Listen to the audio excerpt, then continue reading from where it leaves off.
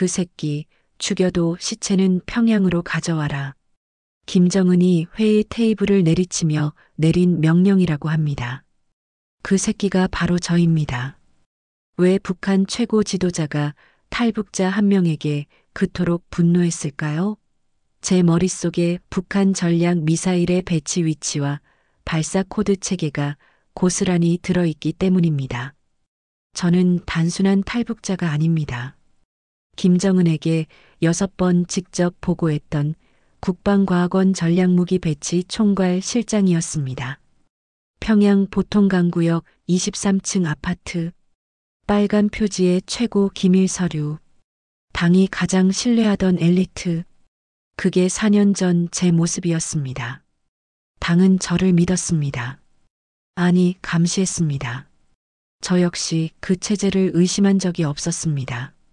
조국을 지키는 방패를 만드는 일, 그것이 제 사명이라고 굳게 믿었으니까요. 그런데 어느 날 제 아들이 대학 강의실에서 쓰러졌습니다. 온몸이 경련하고 입에서 흰 거품이 나왔습니다. 병원 진단명은 뇌전증. 북한에서는 간질이라 부르는 그 병이었습니다. 그리고 그날부터 20년간 쌓아온 제 인생이 하루아침에 무너지기 시작했습니다.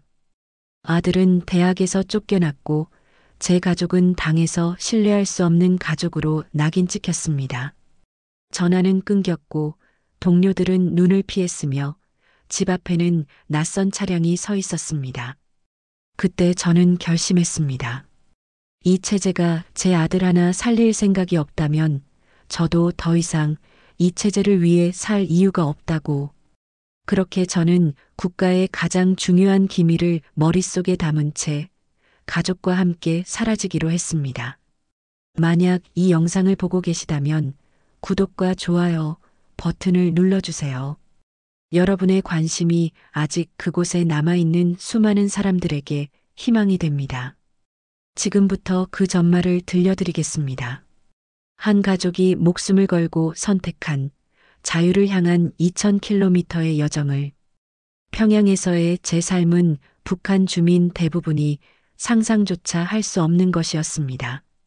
매일 아침 6시 알람 대신 확성기에서 흘러나오는 혁명가요로 하루가 시작됩니다.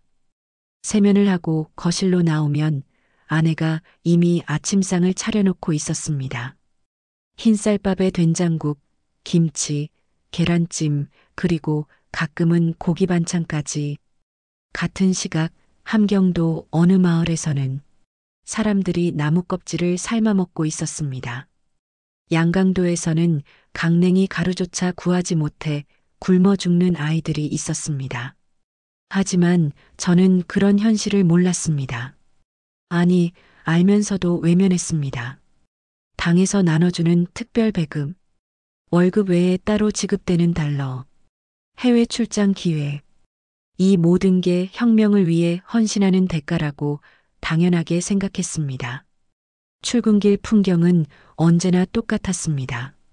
검은색 볼보 승용차가 아파트 앞에서 저를 기다리고 있었고 운전기사는 항상 똑같은 말을 했습니다.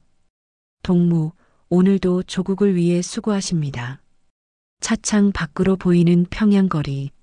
새벽부터 거리를 청소하는 인민반원들, 버스 정류장에서 줄지어 서 있는 노동자들, 학교로 향하는 붉은 넥타이를 맨 학생들. 모두가 질서정연하게 마치 톱니바퀴처럼 움직이고 있었습니다. 국방과학원 정문에 도착하면 경비병이 총을 든 채 거수 경례를 했습니다. 출입증 검사, 지문 인식, 금속 탐지기, 보안 게이트, 4단계의 검색을 통과해야 비로소 영구동에 들어갈 수 있었습니다.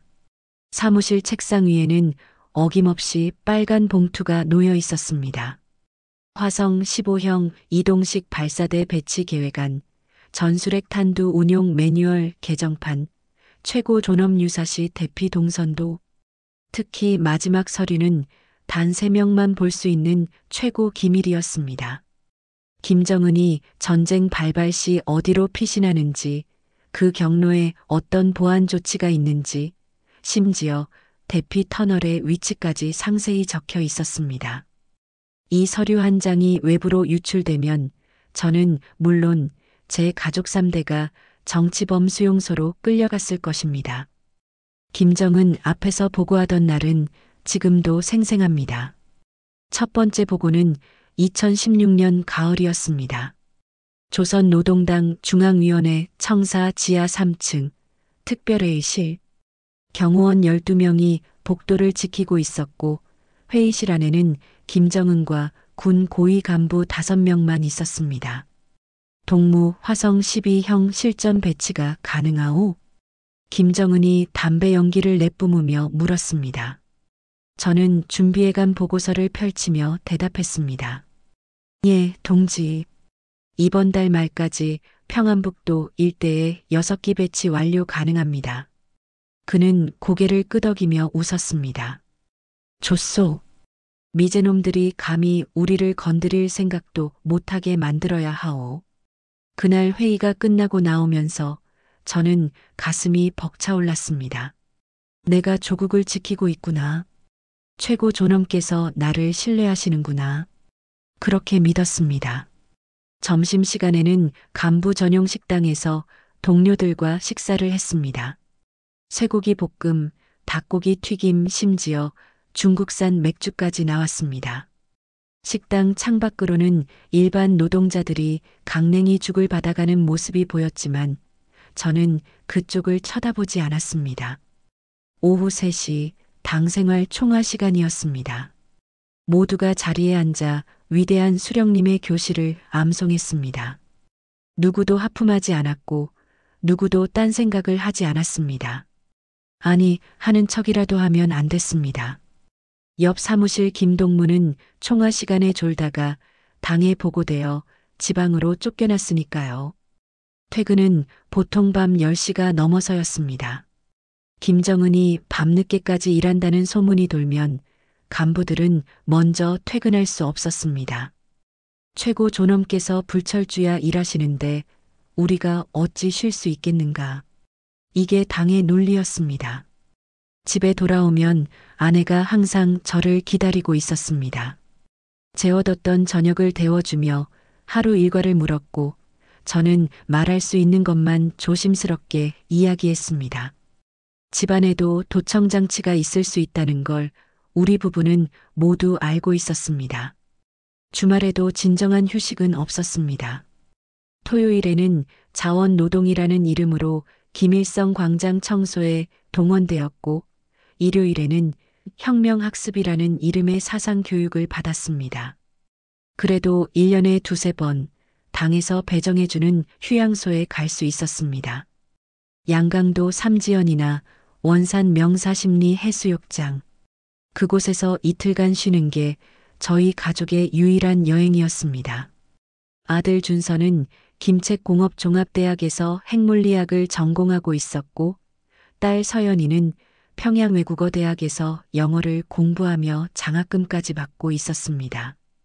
두 아이 모두 김일성 김정일주의 청년동맹 모범 단원으로 선정되었고 장래가 보장된 엘리트 코스를 밟고 있었습니다. 제 삶은 완벽해 보였습니다. 권력, 명예, 안정된 생활. 북한에서 누릴 수 있는 최고의 것들을 모두 가지고 있었습니다. 하지만 지금 돌이켜보면 그건 거대한 거짓 위에 세워진 모래성이었습니다. 저는 체제의 특권을 누리는 대가로 인간성을 팔아버렸던 겁니다. 굶어 죽는 사람들, 정치범 수용소로 끌려가는 가족들, 국경을 넘다 총에 맞아 죽는 탈북자들. 그 모든 현실을 보면서도 외면했습니다. 나만 아니면 돼. 우리 가족만 안전하면 돼. 그렇게 스스로를 속이며 살았습니다. 그러나 곧 제가 믿었던 모든 것이 무너지는 순간이 찾아왔습니다. 그건 제가 전혀 예상하지 못한 곳에서 전혀 예상하지 못한 방식으로 시작되었습니다. 2019년 10월 14일 오전 10시. 제 인생이 완전히 뒤집힌 순간입니다. 그날 아침도 평소와 다름없었습니다. 아들 준서는 김책공업종합대학 핵물리학과 강의를 듣기 위해 집을 나섰고 저는 국방과학원에서 회의 자료를 준비하고 있었습니다. 아내는 시장에서 저녁거리를 사오겠다며 외출했고 딸 서연이는 학교 도서관에서 공부 중이었습니다. 그런데 오전 11시쯤 제 사무실 전화가 울렸습니다. 여보세요. 박민혁 동무 맞습니까? 낯선 남자 목소리였습니다. 김책공업종합대학 보이부라고 했습니다. 네, 그런데 무슨 일이십니까? 지금 당장 대학 부속병원으로 오십시오. 아드님이 응급 상황입니다. 전화를 끊는 순간 온몸에 소름이 돋았습니다. 준서가 다쳤나? 사고가 났나? 온갖 생각이 머릿속을 스쳐 지나갔습니다. 운전기사에게 김책공업종합대학으로 가라고 소리쳤고 차는 미친 듯이 달렸습니다. 평소 30분 걸리는 거리를 15분 만에 도착했습니다. 병원 복도에는 이미 대학 보이부 사람들과 교원들이 모여 있었습니다. 그들의 표정이 심상치 않았습니다. 동정이 아니라 경계와 불안이 섞인 표정이었습니다. 준서는 어디 있습니까? 제가 소리치자 한 교원이 응급실을 가리켰습니다. 흰 커튼 뒤에 아들이 누워 있었습니다. 얼굴은 창백했고 입술 옆으로 말라붙은 핏자국이 보였습니다. 옷은 땀에 젖어 있었고 머리카락은 뒤엉켜 있었습니다. 준서야, 아빠다. 정신 차려라. 제 목소리에 아들이 천천히 눈을 떴습니다. 눈빛이 초점을 잃은 채 흔들리고 있었습니다. 아빠. 그 순간 의사가 들어왔습니다. 50대 후반으로 보이는 평양의대 출신이라는 의사였습니다. 박민혁 동무, 따로 이야기 좀 합시다. 우리는 진료실로 들어갔습니다. 의사는 문을 닫고 목소리를 낮춰 말했습니다. 아드님이 오늘 아침 강의실에서 갑자기 쓰러졌습니다. 전신경련, 의식소실, 구강출혈. 목격자들 진술에 따르면 약 3분간 발작 증세를 보였다고 합니다. 발작이요? 그게 대체 무슨? 뇌파 검사 결과 측두엽에서 비정상적인 전기 신호가 감지되었습니다. 의사는 잠시 망설이다가 조심스럽게 입을 열었습니다. 간질입니다. 그 한 단어가 제 세계를 완전히 무너뜨렸습니다. 간질이라고요? 그건 불치병 아닙니까? 네. 북한에서는 치료가 불가능합니다. 약물로 증상을 억제할 수는 있지만 완치는. 의사의 말이 끝나기도 전에 더 충격적인 말이 이어졌습니다. 그리고 박동무, 이건 제가 말씀드릴 입장이 아니지만 대학 측에서는 아드님을 퇴학 처리할 것입니다. 퇴학이요? 왜요? 아이가 아픈데 왜 퇴학을 시킵니까? 당 규정상 간질 환자는 군사 관련 학과에서 수학할 수 없습니다. 정신결함으로 분류되어 혁명 과업 수행이 불가능하다고 판정됩니다. 제 머릿속이 하얘졌습니다. 22년을 키운 아들이 단 한 번 쓰러졌다는 이유로 인생이 송두리째 무너지는 순간이었습니다. 병원에서 나오는 길, 복도에서 준서의 과주임 교원을 마주쳤습니다. 평소 저를 보면 반갑게 인사하던 사람이었습니다. 하지만 그날은 달랐습니다. 박민혁 동무. 그는 제 눈을 똑바로 쳐다보지 못했습니다. 준서 학생 문제는 참 안 됐습니다. 하지만 이건 제가 어찌할 수 있는 문제가 아닙니다. 대학당 위원회 결정이니. 교원 동무, 우리 아이가 뭘 잘못했습니까? 병에 걸린 게 죄입니까?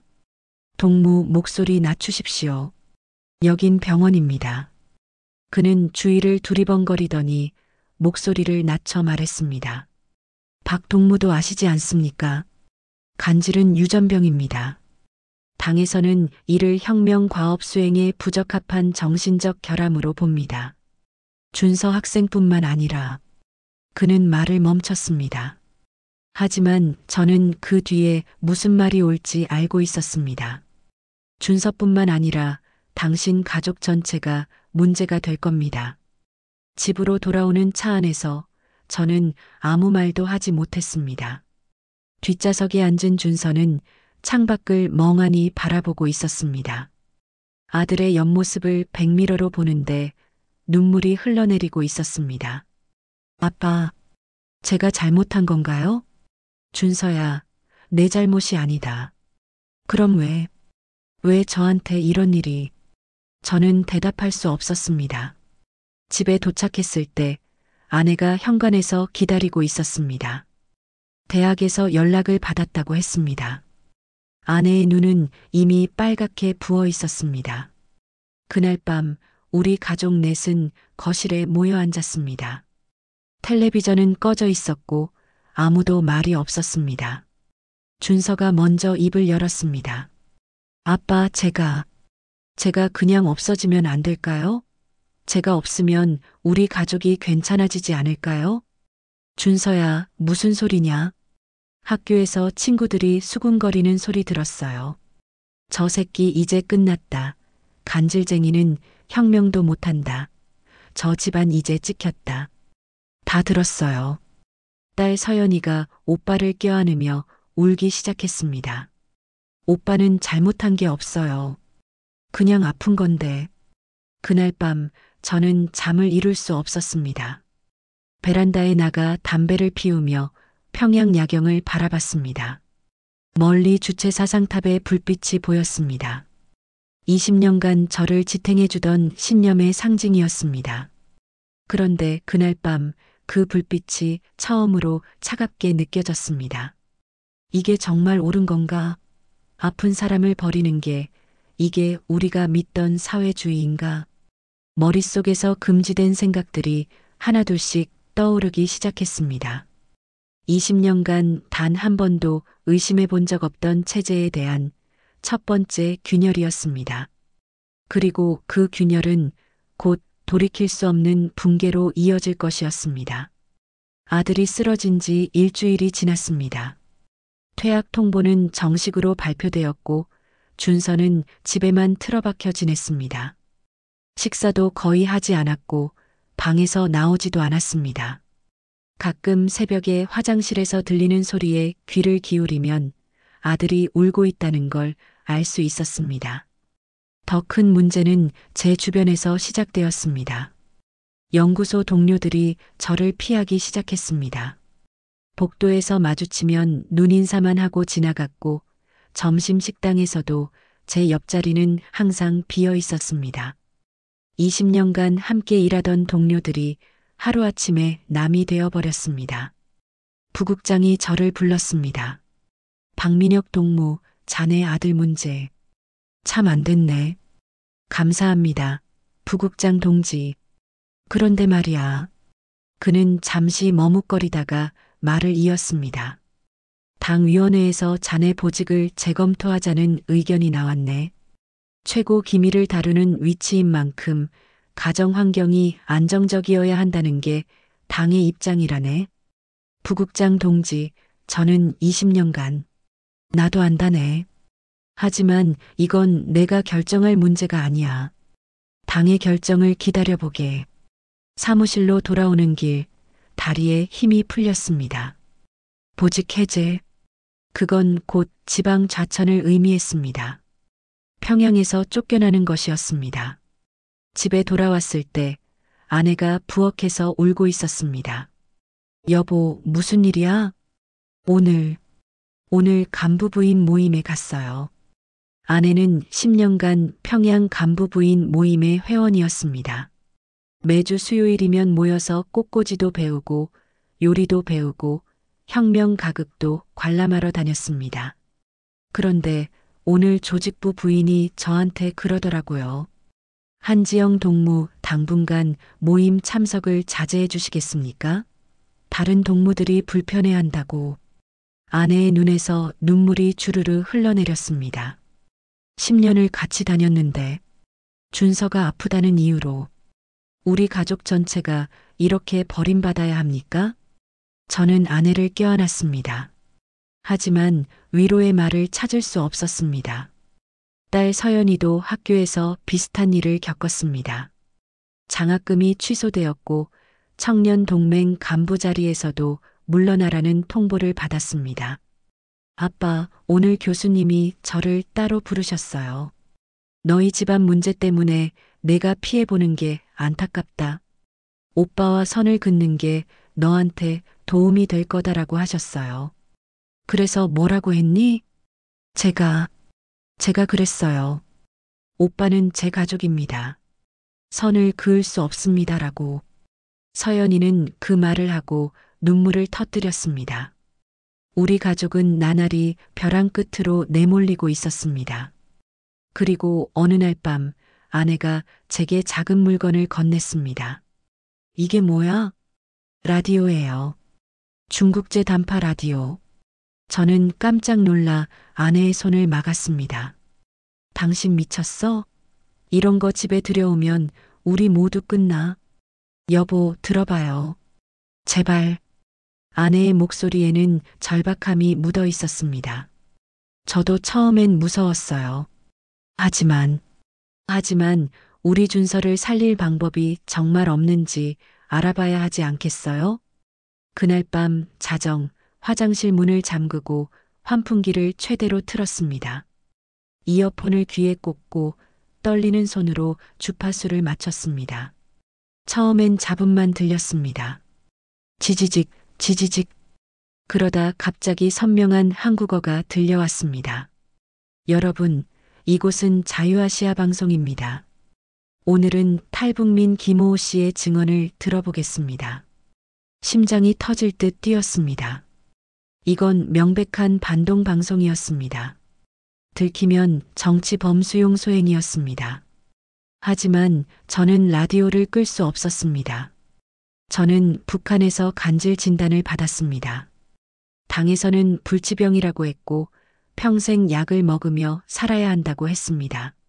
하지만 한국에 와서 서울대병원에서 수술을 받았습니다. 그리고 지금 저는 완전히 건강합니다. 발작도 없고 약도 먹지 않습니다. 그 순간 제 손에서 라디오가 떨어질 뻔했습니다. 완치가 가능하다고?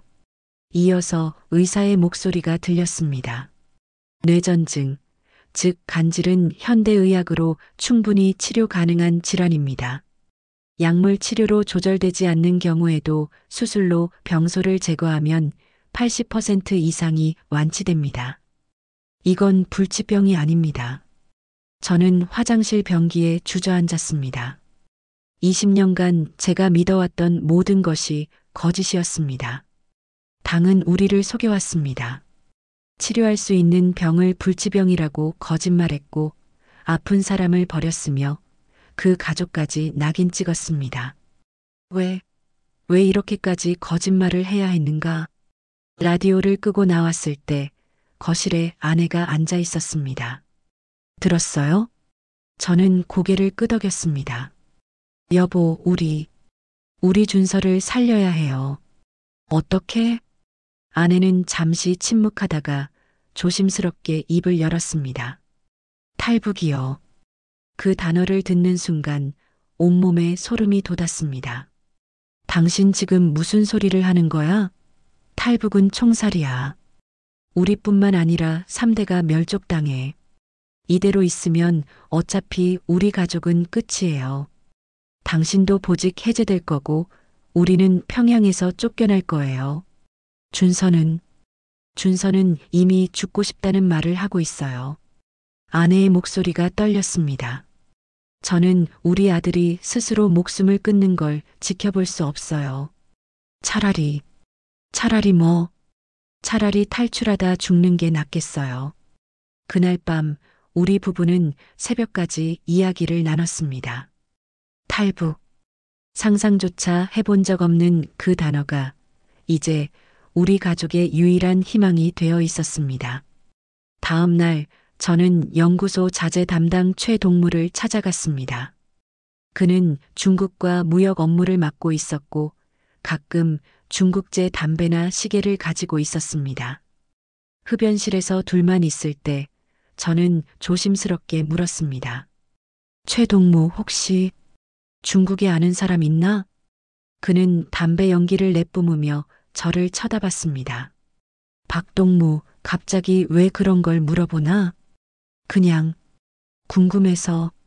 최동무는 한참을 저를 바라보다가 목소리를 낮춰 말했습니다. 박동무, 자네 지금 위험한 생각을 하고 있는 거 아닌가? 저는 대답하지 않았습니다. 하지만 제 눈빛이 모든 걸 말해주고 있었습니다. 박동무, 자네 누군지 아나?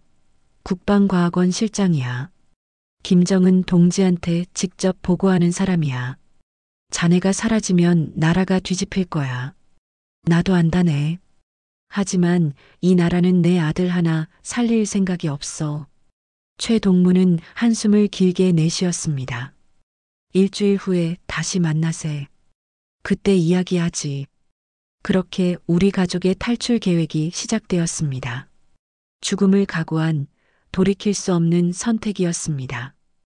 2019년 11월 2일 새벽 3시, 우리 가족이 평양을 떠나기로 한 날이었습니다. 일주일 동안 최동무를 통해 브로커와 연락을 주고받았습니다. 1인당 5,000달러, 4명이니 총 2만 달러. 천문학적인 금액이었습니다. 저는 지난 10년간 모아둔 달러와 금반지, 그리고 연구소에서 몰래 빼낸 백금 촉매 일부를 팔아 돈을 마련했습니다. 백금 촉매를 빼내는 것 자체가 사형감이었지만 이미 돌이킬 수 없는 길이었습니다. 더 중요한 건 머릿속 정보였습니다. 미사일 배치 위치, 발사 코드 체계, 김정은 대피 루트. 이 정보들을 USB에 담아 속옷 안쪽에 방수 처리한 뒤 꿰매 넣었습니다. 이것이 한국에 도착했을 때 우리 가족의 생명을 보장해줄 유일한 보험이었습니다. 출발 전날 밤 가족회의를 했습니다. 자, 다들 들어. 내일부터 우리는 죽을 수도 있어.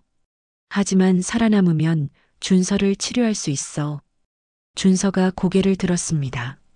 일주일 전부터 발작 억제제 복용량을 늘렸지만 언제 또 쓰러질지 알 수 없었습니다. 아빠, 제가 만약 가다가 발작하면 어떡해요? 아빠가 업고 간다. 끝까지. 하지만 그러면 다들 위험해져요. 제가 준서의 어깨를 꽉 잡았습니다. 준서야, 잘 들어. 우리는 4명 모두 살아서 한국에 간다. 한 명도 빠짐없이. 알겠나? 딸 서연이가 눈물을 훔쳤습니다. 아빠, 저 무서워요. 나도 무섭다. 엄마도 오빠도 다 무섭지. 하지만 우리는 해야 해. 새벽 3시 알람이 울렸습니다. 정확히는 울리지 않았습니다. 진동으로 설정해뒀으니까요. 아내가 준비한 짐은 작은 배낭 2개가 전부였습니다. 옷 몇 벌, 물, 옥수수떡, 말린 명태, 준서의 약, 그리고 아내의 결혼 반지와 아이들 돌반지. 20년 인생의 전부가 배낭 2개에 들어갔습니다. 여보, 마지막으로 이 집을 봐요. 아내가 거실을 둘러보며 말했습니다. 23층 아파트. 평양 시내가 한눈에 보이는 이 집에서 우리는 15년을 살았습니다. 다시는 못 올 거예요. 그래. 다시는 못 와. 현관문을 열기 전 저는 복도를 확인했습니다. 새벽 순찰조가 지나간 지 10분이 지났습니다. 다음 순찰까지 20분. 그 사이에 건물을 빠져나가야 했습니다. 비상계단으로 내려갔습니다. 엘리베이터는 소음과 CCTV 때문에 사용할 수 없었습니다. 23층에서 1층까지 4명이 숨을 죽이며 계단을 내려갔습니다. 12층쯤 내려왔을 때 위층에서 문 여닫는 소리가 들렸습니다. 우리는 즉시 멈춰섰습니다. 발소리가 점점 가까워졌습니다. 누군가 계단을 올라오고 있었습니다. 아내가 제 손을 꽉 잡았습니다. 식은땀이 등을 타고 흘렀습니다. 발소리가 11층에서 멈췄습니다. 문이 열리고 누군가 복도로 나갔습니다. 그리고 다시 조용해졌습니다. 우리는 다시 움직였습니다. 1층에 도착했을 때 경비실 불이 켜져 있었습니다. 경비원이 책상에 엎드려 졸고 있었습니다. 우리는 뒷문으로 빠져나갔습니다. 새벽 3시 30분 아파트 뒤편 공터에 검은색 승합차가 기다리고 있었습니다. 최동무가 운전석에 앉아 있었습니다. 빨리 타게. 우리는 차에 올라탔습니다. 차가 출발하자마자 최동무가 말했습니다. 박동무, 자네 각오는 됐겠지? 됐네. 좋아. 그럼 신의주까지 4시간 걸린다. 검문소 3곳을 통과해야 해. 절대 긴장한 티 내지 마. 차는 평양을 벗어나 북쪽으로 향했습니다. 창밖으로 어둠 속의 평양이 점점 멀어졌습니다. 주체 사상탑의 불빛이 작은 점으로 변하더니 결국 사라졌습니다. 첫 번째 검문소는 평안남도와 평안북도 경계였습니다. 차 세우시오. 군인이 손전등을 비추며 다가왔습니다. 최동무가 통행증과 담배 한 보루를 건넸습니다. 국방과학원 자재 조달건으로 신의주 갑니다. 군인이 차 안을 비췄습니다. 손전등 불빛이 제 얼굴을, 아내의 얼굴을, 아이들 얼굴을 훑쳤습니다. 뒤에 사람들은 누군가? 기술자들입니다. 중국 측 설비 점검 인력이요. 군인이 서류를 확인했습니다. 길게 느껴지는 30초. 그리고 손을 들어 통과 신호를 보냈습니다. 가시오. 두 번째, 세 번째 검문소도 같은 방식으로 통과했습니다. 새벽 7시 신의주에 도착했습니다. 최동무가 우리를 한 창고로 안내했습니다. 낡은 수산물 창고였는데 안에는 이미 5명의 사람들이 기다리고 있었습니다. 모두 탈북을 준비하는 사람들이었습니다. 여기서 대기하고 있어. 밤 11시에 움직인다. 하루 종일 우리는 창고에 숨어 지냈습니다. 화장실도 갈 수 없었고 큰 소리로 말할 수도 없었습니다. 준서는 2번이나 약을 먹었습니다. 발작이 올 것 같다고 했습니다. 밤 11시 브로커 2명이 왔습니다. 자, 다들 들어. 지금부터 절대 말하지 마. 강까지 20분 걸어간다. 불빛 보이면 즉시 엎드려. 알겠나?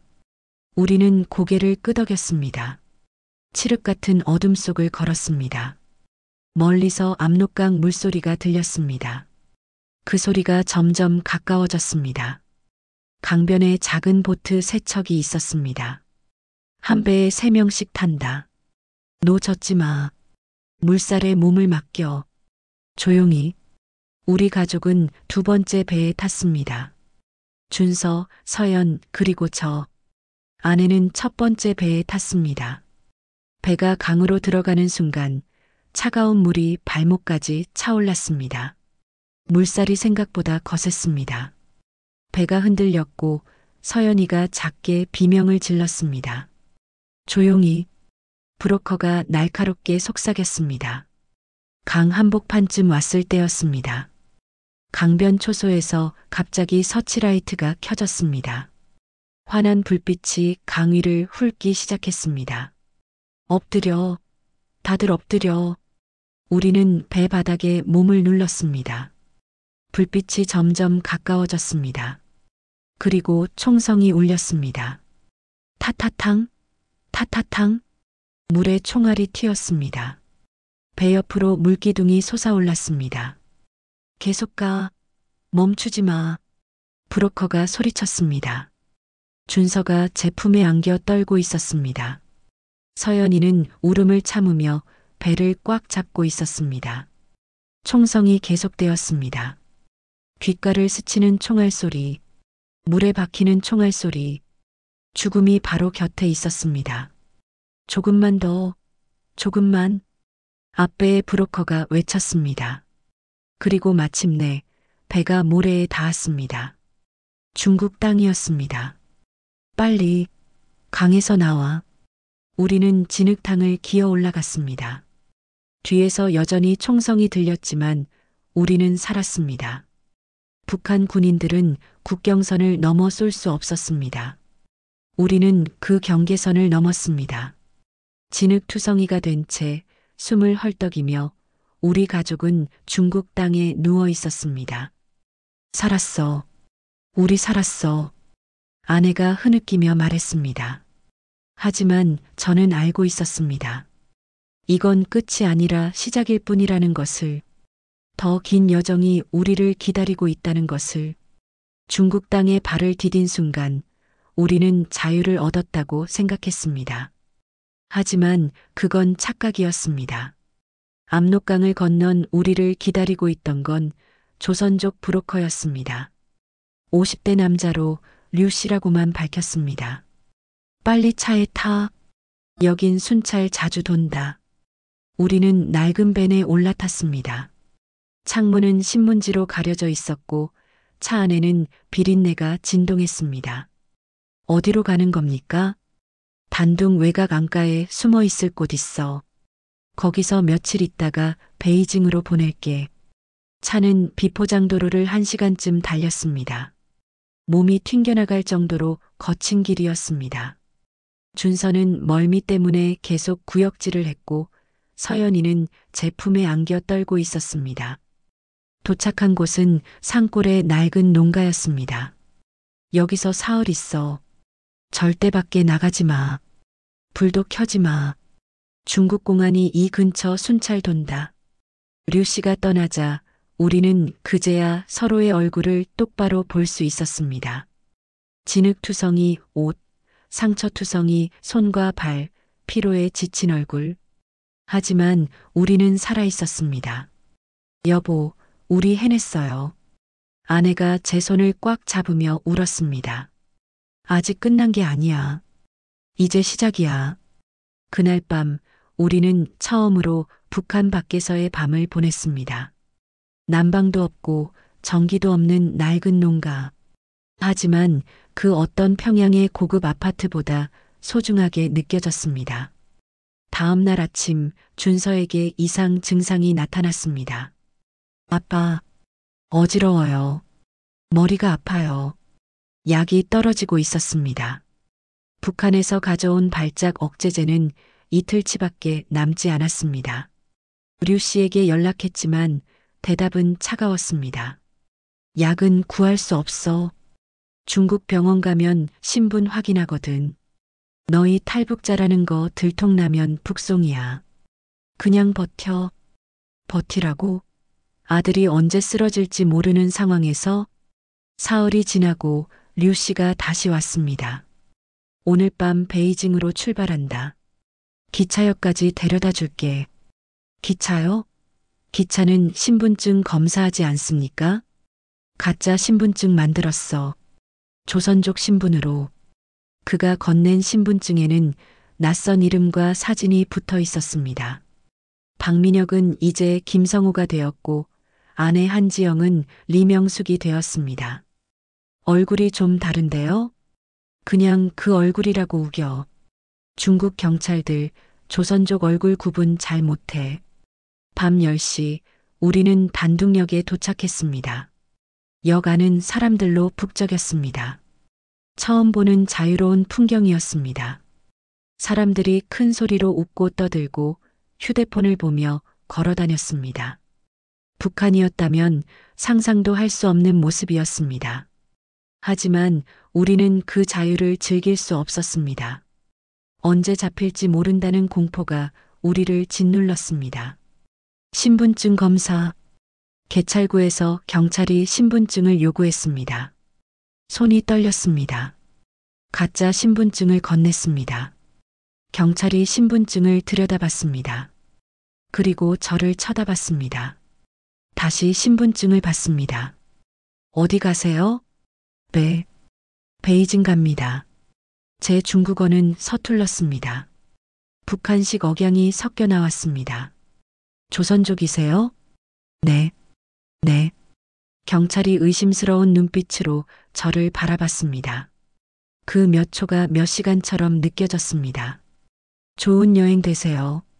신분증을 돌려주며 통과시켰습니다. 그 순간 다리에 힘이 풀렸습니다.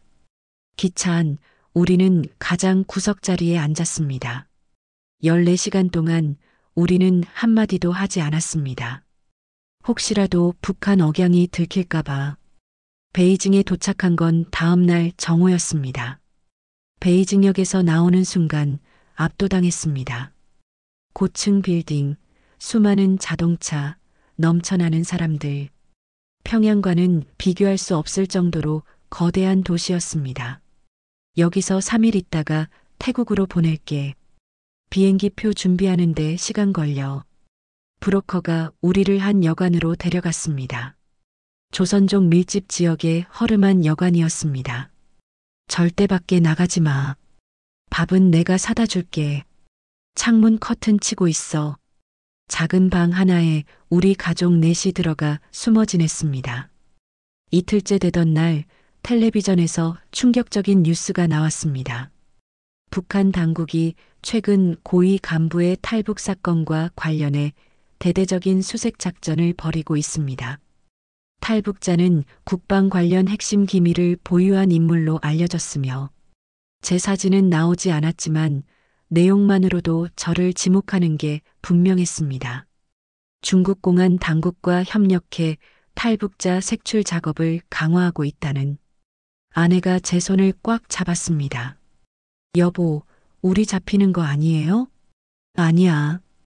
괜찮아. 하지만 제 목소리는 떨리고 있었습니다. 그날 밤 준서가 쓰러졌습니다. 약이 완전히 떨어진 지 이틀째였습니다. 갑자기 온몸에 경련이 일어나며 바닥에 쓰러졌습니다. 준서야, 준서야. 입에서 거품이 나왔습니다. 눈이 뒤집혔습니다. 몸이 마구 떨렸습니다. 서연이가 비명을 질렀고 아내는 아들을 붙잡으며 울부짖었습니다. 살려주세요. 누가 좀 살려주세요. 하지만 우리는 병원에 갈 수 없었습니다. 병원에 가는 순간 신분이 드러나고 북송될 것이 분명했습니다. 발작은 3분 정도 지속되었습니다. 영원처럼 긴 3분이었습니다. 발작이 멈추고 준서는 축 늘어진 채 숨만 헐떡였습니다. 아빠, 저 죽는 건가요? 아니야. 안 죽어. 조금만 버텨. 한국 가면 치료할 수 있어. 하지만 한국은 아직 너무 멀었습니다. 다음 날 브로커가 급히 찾아왔습니다. 큰일 났어. 공안이 이 근처 조선족 여관 전수조사 들어간다는 소문 있어.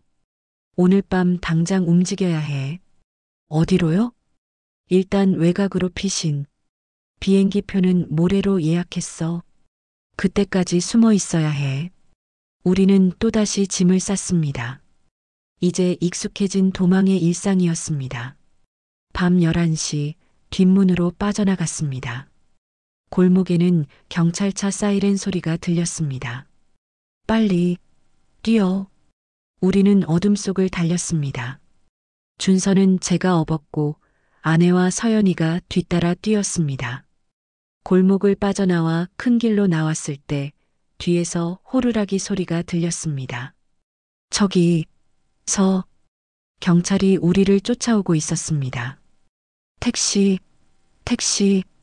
브로커가 달리는 택시를 세웠습니다. 우리는 차에 뛰어 올랐습니다. 공항, 빨리. 택시가 출발했고 뒤에서 경찰이 휘슬을 불며 쫓아왔지만 우리는 빠져나갔습니다. 베이징 서우드 공항. 브로커가 가짜 여권 4개를 건넸습니다. 이걸로 태국 가. 방콕 가면 한국 대사관으로 직행해. 알겠지? 감사합니다. 정말 감사합니다. 뭘? 돈 받았으니까. 그나저나. 브로커가 진지한 표정으로 말했습니다. 당신 정말 대단한 사람이구먼. 김정은이 직접 당신 이름 거론했다던데. 살아서 한국 가면 엄청난 대접 받을 거야. 출국 심사대. 중국 출입국 관리소 직원이 여권을 확인했습니다. 여행 목적이? 관광입니다. 가족여행? 네. 직원이 컴퓨터를 들여다봤습니다. 키보드를 두드렸습니다. 뭔가 확인하는 듯 했습니다. 심장이 터질 듯 뛰었습니다. 좋은 여행 되세요. 도장을 찍고 여권을 돌려줬습니다. 우리는 탑승구로 향했습니다. 비행기에 오르는 순간 아내가 중국을 돌아보며 말했습니다. 이제 정말 자유인 거죠? 아직 아니야. 한국 땅을 밟을 때까지는. 하지만 희망이 보이기 시작했습니다. 칠흑 같은 터널 끝에서 작은 빛이 보이고 있었습니다. 2019년 11월 12일 오전 9시 방콕 수완나품 공항에 도착했습니다. 태국의 뜨거운 공기가 확 밀려왔습니다. 북한과 중국의 차가운 겨울과는 완전히 다른 세상이었습니다. 아빠, 여기 정말 더워요. 서연이가 외투를 벗으며 말했습니다. 우리가 입고 있던 겨울 옷은 태국에서는 완전히 이질적이었습니다. 공항 밖으로 나오자 한 남자가 우리를 기다리고 있었습니다. 40대 초반으로 보이는 조선족이었습니다. 박민혁 일행 맞습니까? 네, 맞습니다. 저는 태국에서 활동하는 탈북 지원 활동가입니다. 이 씨라고 부르십시오. 한국 대사관까지 모셔다 드리겠습니다. 차로 1시간을 달려 방콕 시내에 도착했습니다. 거리에는 형형색색의 네온사인 툭툭이라는 3륜 택시, 사원의 황금 첨탑들이 보였습니다. 완전히 다른 세계였습니다. 대사관은 저기입니다. 이 씨가 현대적인 건물을 가리켰습니다. 건물 외벽에는 태극기가 걸려 있었습니다. 그 태극기를 보는 순간 눈물이 쏟아졌습니다. 평생 남조선 괴뢰라고 배웠던 나라, 원수의 나라라고 증오하도록 교육받았던 나라, 그 나라의 국기가 이렇게 아름답게 보일 줄은 몰랐습니다. 저기가 우리를 받아줄 곳입니까? 네. 저 문만 들어가시면 됩니다. 하지만 제 발이 떨어지지 않았습니다. 괜찮으시겠습니까? 제가 같이 들어가 드릴까요? 아니요. 우리 가족끼리 가겠습니다. 우리는 천천히 대사관 정문으로 걸어갔습니다. 경비원이 문을 지키고 있었습니다. 무슨 일이십니까? 저는 떨리는 목소리로 말했습니다. 우리는 북한에서 왔습니다. 대한민국의 망명을 요청합니다. 경비원의 표정이 굳어졌습니다. 그는 즉시 무전기를 꺼냈습니다.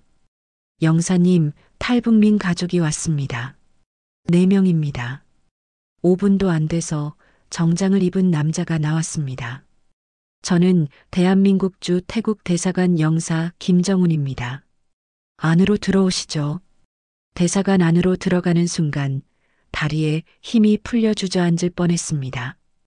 괜찮으십니까? 영사가 저를 부축했습니다. 죄송합니다. 그냥 너무 말을 잇지 못하고 눈물만 흘렀습니다. 평양을 떠난 지 열흘, 압록강을 건넌 지 9일, 죽음의 문턱을 수없이 넘나들었던 여정이 이제 끝나는 것 같았습니다. 영사가 우리를 안내한 곳은 면담실이었습니다. 일단 앉으시죠. 물 드시겠습니까? 영사가 생수를 건넸습니다. 우리는 물을 단숨에 마셨습니다. 자, 그럼 신분 확인을 하겠습니다. 성함이 어떻게 되십니까? 박민혁입니다. 북한 국방과학원 전략무기 배치 총괄 실장이었습니다. 영사의 눈빛이 변했습니다. 박민혁? 혹시 최근 북한에서 수배령이 내려진 그분이십니까? 네, 맞습니다. 영사는 즉시 전화를 들었습니다. 대사님, 지금 즉시 오셔야 할 것 같습니다. 중요한 인물입니다. 10분 후 대사가 직접 면담실로 들어왔습니다. 박민혁 선생님, 대한민국주 태국 대사 이승현입니다. 대사가 제 손을 꽉 잡았습니다. 선생님께서 무사히 이곳까지 오신 것을 진심으로 환영합니다. 그리고 대사는 잠시 말을 멈췄다가 감격스러운 목소리로 말했습니다. 대한민국 국민으로서, 같은 민족으로서 선생님의 용기에 경의를 표합니다. 저는 더 이상 참을 수 없었습니다. 대사 앞에서 무릎을 꿇고 엎드렸습니다. 감사합니다. 정말, 정말 감사합니다. 42년을 살면서 김일성 동상 앞에서는 수없이 절을 했지만 진심으로 감사해서 무릎 꿇은 건 그날이 처음이었습니다. 일어나십시오. 이제 안전합니다. 대한민국이 선생님과 가족분들을 보호하겠습니다. 면담은 3시간 동안 계속되었습니다. 저는 제가 보유한 정보에 대해 설명했습니다. 미사일 배치 현황, 핵시설 위치, 군사 지휘 체계, 그리고 김정은의 대피 루트까지. 대사는 점점 더 진지한 표정이 되었습니다. 박 선생님, 선생님께서 보유하신 정보는 국가 안보에 매우 중요한 것들입니다. 이 정보들은 서울로 직접 전달되어야 합니다. 제가 USB에 정리해 왔습니다. 속옷에서 방수 처리된 USB를 꺼냈습니다. 열흘간 제 몸에 붙어 있던 그것을 마침내 꺼낸 것입니다. 대사가 USB를 받아들며 말했습니다. 이것은 즉시 암호화 통신으로 서울에 전달하겠습니다. 그리고 선생님, 가족분들은 내일 새벽 특별 기편으로 한국으로 출국하실 수 있습니다. 내일이요? 네. 이미 서울과 협의가 끝났습니다. 선생님의 중요성을 고려해 최대한 신속하게 처리하겠습니다. 그날 밤 우리는 대사관 내 숙소에서 잤습니다. 침대에 누워 천장을 바라보는데 실감이 나지 않았습니다. 정말 끝난 건가? 정말 우리가 살아남은 건가? 옆에서 아내가 제 손을 잡았습니다. 여보, 우리 정말 해냈어요. 응, 우리 해냈어. 준서 이제 치료받을 수 있겠죠? 그럼, 당연하지. 한국에는 최고의 병원들이 있다고 해. 우리 아들 완치시킬 거야. 준서가 작은 목소리로 물었습니다. 아빠, 정말 나을 수 있어요? 그럼, 너 완전히 건강해질 거야. 그리고 대학도 다시 다닐 수 있어. 북한에서는 저를 정신병자라고 했는데 그건 거짓말이었어. 북한이 우리를 속인 거야. 한국에서는 내가 평범한 사람으로 살 수 있어. 다음 날 새벽 5시 대사관 차량이 우리를 공항으로 데려갔습니다. 일반 항공편이 아니라 특별기였습니다. 박 선생님, 이 비행기는 선생님 가족만을 위한 겁니다.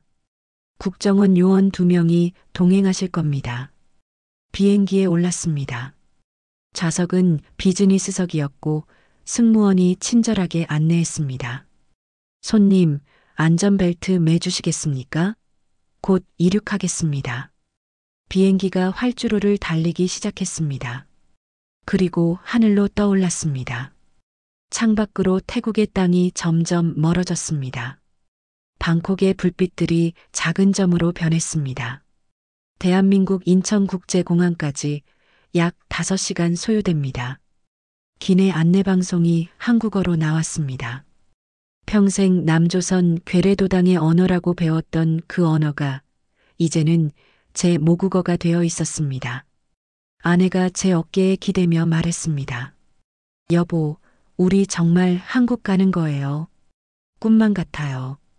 꿈이 아니야. 현실이야.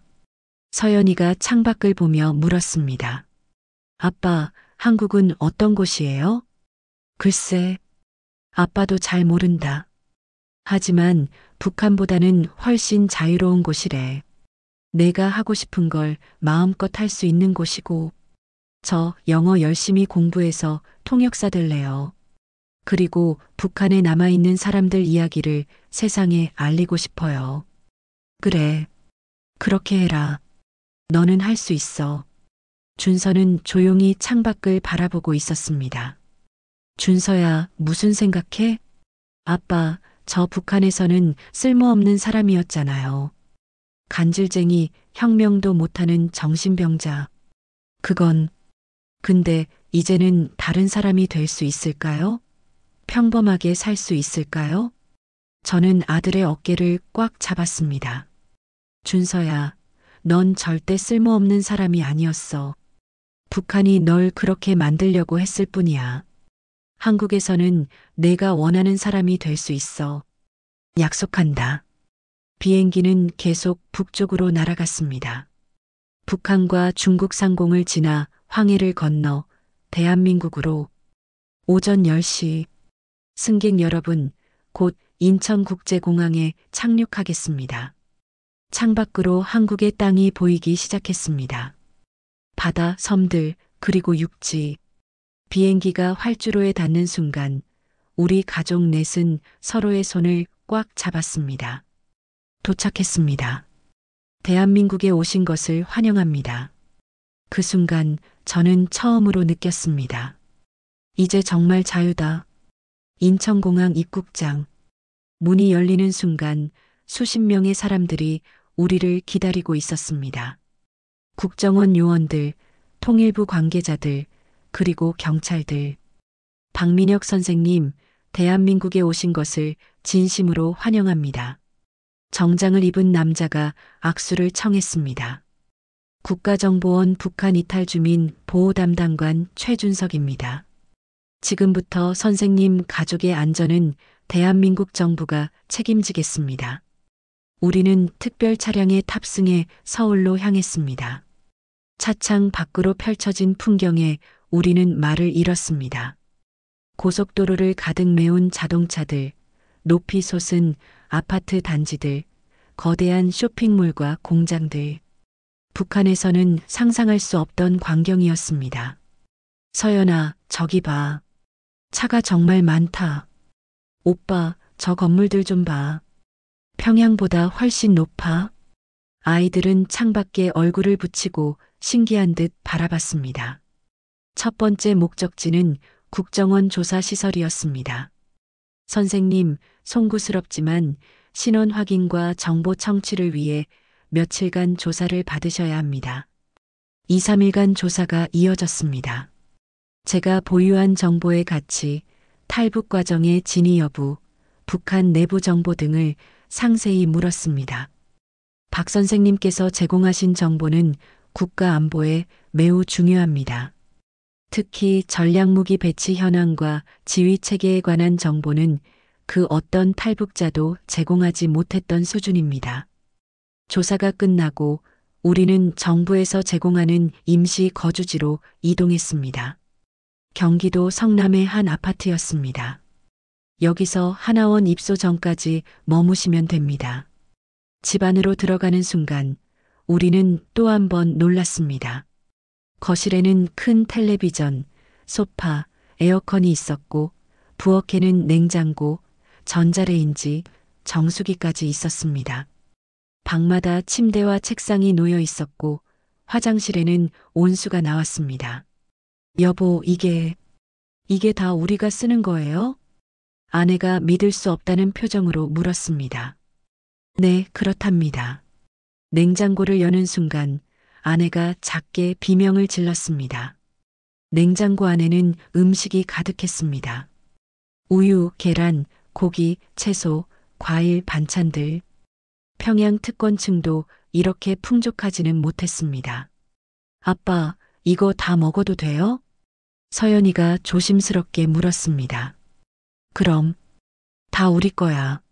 하지만 가장 급한 건 준서의 치료였습니다. 다음 날 우리는 서울대학교 병원으로 갔습니다. 신경외과 교수가 준서를 진찰했습니다.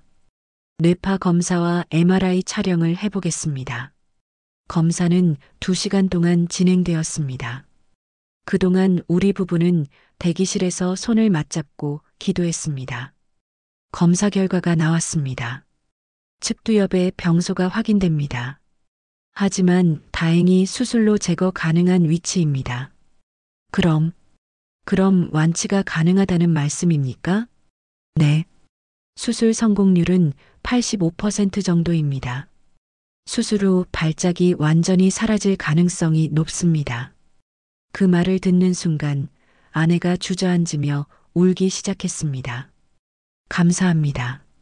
정말, 정말 감사합니다.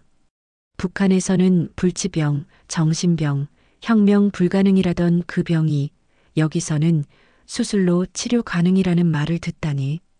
일주일 후 준서는 수술을 받았습니다. 수술실 앞에서 6시간을 기다렸습니다. 그 6시간은 평생 가장 긴 시간이었습니다. 수술실 문이 열렸습니다. 의사가 나왔습니다. 마스크를 벗으며 웃었습니다. 수술 성공했습니다. 병소를 완전히 제거했고 예후가 매우 좋습니다. 정말입니까? 정말로요? 네. 이제 준서 씨는 정상적인 생활이 가능합니다. 발작도 없을 겁니다. 저는 그 자리에서 무릎을 꿇었습니다. 그리고 하늘을 향해 감사했습니다. 회복실에서 깨어난 준서가 우리를 보며 웃었습니다. 아빠, 엄마, 누나, 저 이제 괜찮은 거죠? 그래. 넌 이제 완전히 건강해. 뭐든지 할 수 있어. 준서의 눈에서 눈물이 흘러내렸습니다. 감사해요. 저를 여기까지 데려와줘서. 한 달 후 우리는 하나원에 입소했습니다. 하나원은 탈북민들이 한국 사회에 적응할 수 있도록 교육하는 곳이었습니다. 한국어 교육, 사회 이해 교육, 직업 훈련, 심리 상담. 석 달간의 교육이 진행되었습니다. 신용카드는 이렇게 사용합니다. 지하철은 교통카드를 찍고 타시면 됩니다. 인터넷 검색은 이렇게 하는 겁니다. 모든 게 새로웠습니다. 북한에서는 상상도 못했던 자유였습니다. 어느 날 저녁 하나원 식당에서 치킨을 먹었습니다. 아빠, 이게 치킨이에요? 서연이가 눈을 반짝이며 물었습니다. 그래. 한국 사람들이 가장 좋아하는 음식 중 하나래. 한 입 베어 무는 순간 아이들이 환호했습니다. 맛있어요. 진짜 맛있어요. 그 모습을 보며 저는 생각했습니다. 아, 이게 자유의 맛이구나. 내가 먹고 싶은 걸 마음껏 먹을 수 있는 것. 이게 당연한 세상이구나. 하나원을 수료하고 우리는 서울 송파구의 작은 아파트에 정착했습니다. 20평 아파트. 평양의 23층 고급 아파트보다 훨씬 작았습니다. 하지만 이곳이 훨씬 소중했습니다. 여기서는 누가 우리를 감시하지 않았습니다. 무슨 말을 해도 처벌받지 않았습니다. 밤늦게까지 불을 켜도 되었고 인터넷으로 세상 모든 정보를 볼 수 있었습니다. 준서는 사이버대학교 컴퓨터공학과에 입학했습니다. 발작은 단 한 번도 재발하지 않았습니다. 서연이는 한국외국어대학교 통번역대학원을 준비하고 있습니다. 북한 인권 문제를 세계에 알리고 싶다는 게 꿈이라고 합니다. 아내는 요양보호사 자격증을 따서 일을 시작했습니다. 내가 번 돈으로 우리 가족 먹여 살린다며 매일 웃으며 출근합니다. 저는 정부 산하 연구소에서 일하고 있습니다. 북한 핵기술의 평화적 전환을 연구합니다. 사람을 죽이는 기술이 아니라 사람을 살리는 기술을 만들고 있습니다. 1년 후 저는 국회 청문회에 증인으로 출석했습니다. 북한의 전략무기 배치 실태와 인권 상황에 대해 증언하겠습니다. 수백 명의 기자들 앞에서 저는 진실을 말했습니다. 북한 체제의 모순, 인민들의 고통, 그리고 자유의 소중함을. 저는 북한에서 특권층으로 살았습니다. 하지만 그 특권은 거짓 위에 세워진 것이었습니다. 진정한 자유는 여기 대한민국에 있었습니다. 탈북 2년째 되던 날, 우리 가족은 한강공원에 산책을 나갔습니다. 한강 다리 위로 석양이 지고 있었습니다. 강변에는 자전거를 타는 사람들, 조깅하는 사람들, 돗자리를 펴고 앉아 있는 가족들이 있었습니다. 여보, 저기 봐요. 저 사람들 다 자유롭잖아요. 응, 우리도 이제 저렇게 자유로워. 준서가 말했습니다. 아빠, 저 이제 북한이 거의 기억 안 나요. 꿈이었던 것 같아요. 그래도 잊으면 안 돼. 아직 그곳에 2,500만 명이 남아 있어. 언젠가 그들도 이 자유를 누릴 수 있도록 우리가 목소리를 내야 해. 그날 밤 저는 유튜브에 제 이야기를 올리기 시작했습니다. 저는 북한 국방과학원 실장 출신 탈북민입니다. 오늘부터 여러분께 진실을 말씀드리겠습니다. 첫 영상 조회수는 100만을 넘었습니다. 댓글에는 응원과 감사의 메시지가 가득했습니다. 선생님 이야기 듣고 자유가 얼마나 소중한지 깨달았습니다. 북한에 계신 분들도 하루빨리 자유를 누리길 바랍니다. 저는 키보드를 두드리며 답글을 달았습니다. 여러분의 관심이 북한 인민들에게 희망이 됩니다. 감사합니다. 창밖을 보니 서울의 밤하늘에 별이 빛나고 있었습니다. 평양에서는 전기가 없어 밤하늘의 별이 잘 보였습니다. 하지만 그 별빛은 어둠 속의 절망이었습니다. 서울에서는 불빛이 너무 밝아 별이 잘 안 보입니다. 하지만 그 불빛은 자유의 빛입니다. 저는 이제 압니다. 자유는 공기가 아니라 선택입니다. 목숨을 걸고 쟁취해야 하는 것입니다.